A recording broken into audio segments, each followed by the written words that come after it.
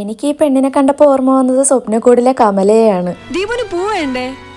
ആ സിനിമയിലായിരുന്നു ഞാൻ ആദ്യമായിട്ട് ഇത്രയധികം വെറൈറ്റി പൂക്കൾ കാണുന്നത്. അപ്പം ഞാൻ ഇന്ന് സാറാ ബേബി ആയിട്ട് ഒരു ഫ്ലവർ ഷോപ്പിൽ പോകുവാണ്. എൻ്റെ ഫ്രണ്ട് നാട്ടിൽ നിന്ന് തിരിച്ചു വരുവാണ്. അപ്പം അവനെ എയർപോർട്ടിൽ നിന്ന് പിക്ക് ചെയ്യാൻ നേരം ഒരു ബൊക്കെ കൊടുത്ത് സ്വീകരിക്കാമെന്ന് വിചാരിച്ചു. കസ്റ്റമൈസ് ചെയ്തെടുക്കാനുള്ള ഭയങ്കര ഐഡിയയിലൊക്കെ ആയിരുന്നു ഞാൻ അവിടെ ചെന്നത്.